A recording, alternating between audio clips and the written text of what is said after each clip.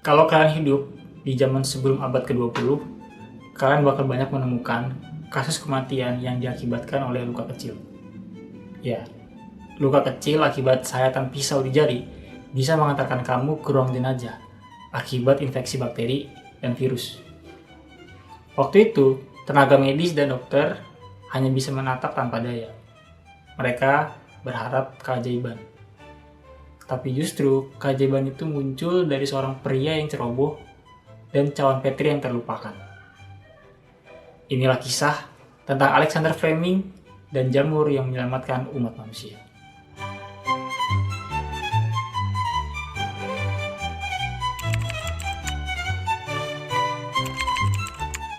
Alexander Fleming lahir pada tahun 1881 di kota Lichfield, Skotlandia. Masa kecilnya bukan dipenuhi oleh eksperimen ilmiah, melainkan lumpur, alam liar, dan anak domba. Meski begitu, Fleming belajar dua hal yang kelak akan menentukan jalan hidupnya, yaitu ketelitian dan rasa ingin tahu yang tidak pernah padam. Ketika pindah ke London, Fleming mengambil sekolah kedokteran. Ia dikenal sebagai dokter yang keras kepala. Bukan dalam artian buruk, tapi Fleming percaya bahwa tubuh manusia menyimpan begitu banyak rahasia yang bahkan ia tidak pelajari di dalam buku. Dan dunia mikroba adalah medan perang yang belum sepenuhnya kita ketahui.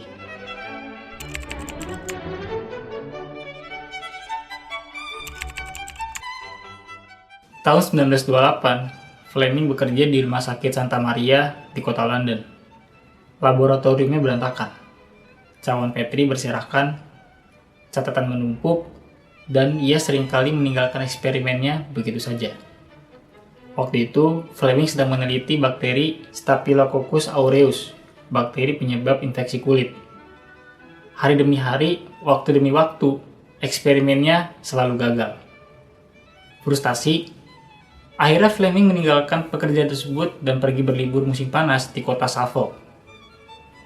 Dan beberapa minggu kemudian, ketika ia kembali ke dalam labnya, ia menemukan hal yang aneh pada salah satu cawan yang ia biarkan terbuka. Ia melihat di situ ada jamur, tapi di sekitar jamur itu tidak ditemukannya bakteri yang hidup. Ia pikir seolah-olah jamur ini menyapu bersih bakteri yang di sekelilingnya. Penasaran, akhirnya Fleming memindahkan jamur tersebut ke media yang baru.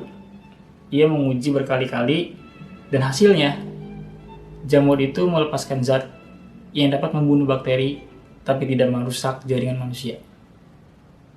Jamur itu disebut Penicillium notatum, dan zat yang dihasilkan disebut penisilin.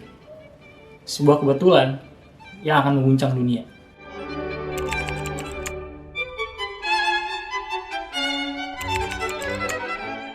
Fleming menamakan zat misterius itu penisilin, suatu zat yang dapat membunuh bakteri tanpa merusak sel tubuh manusia. Tapi dari situ justru muncul masalah baru. Penisilin sangat sulit dimurnikan.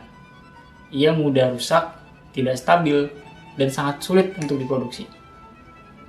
Tahun 1929, Fleming menulis hasil risetnya. Pada waktu itu, dunia medis mengabaikannya. Tidak ada yang peduli, tidak ada yang tertarik, dan tidak ada yang mau untuk mengembangkannya. Penisilinnya nyaris dilupakan. Tapi Fleming tidak marah. Ia yakin dan percaya bahwa suatu hari nanti akan ada seorang ahli kimia yang lebih jago yang akan mengembangkannya dan berhasil menyelesaikannya. Dan itu terjadi.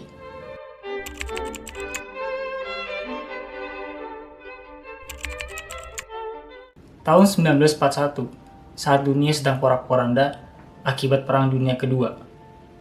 Di laboratorium kecil di kota Oxford, dua ilmuwan bernama Howard Florey dan Ernst Chain menemukan kembali penisilin milik Fleming. Mereka meneliti, mengembangkan, dan mengekstraknya. Sedikit demi sedikit, akhirnya cukup untuk satu orang pasien. Pasien itu adalah seorang polisi bernama Albert Alexander, usianya 43 tahun.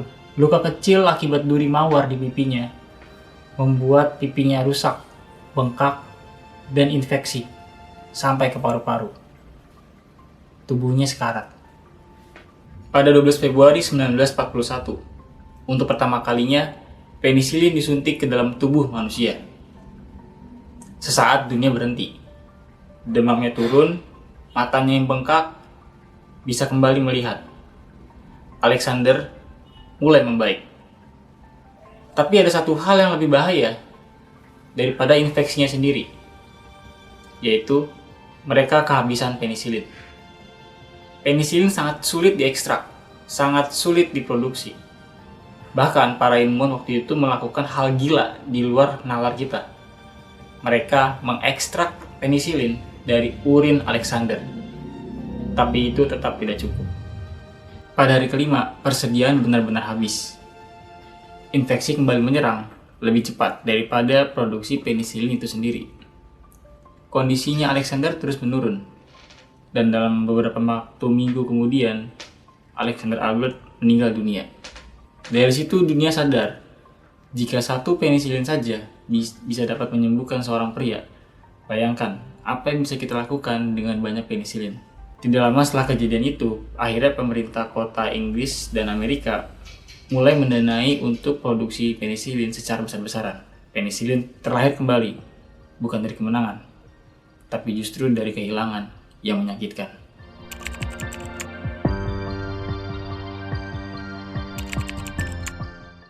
Tahun 1943, akhirnya produksi penisilin dimulai.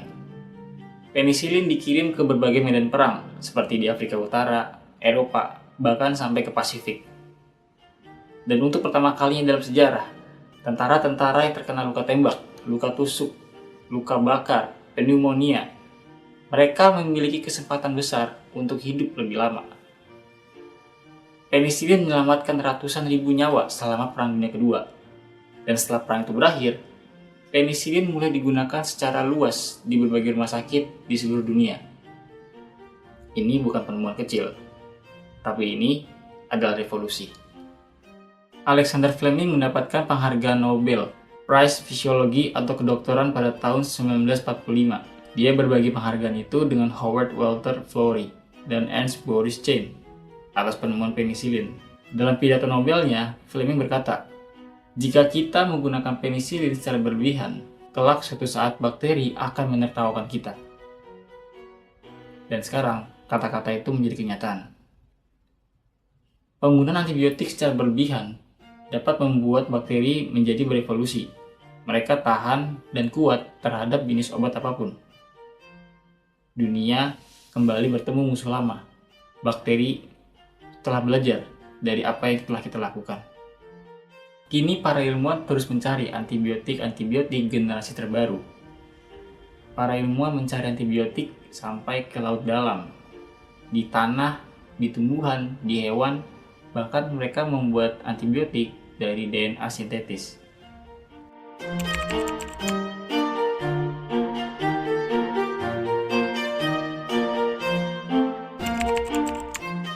Penisilin lahir dari kelalaian, dari cawan Petri yang dibiarkan terbuka, serta jamur yang tumbuh tanpa direncanakan. Tapi justru dari situ dunia berubah selamanya.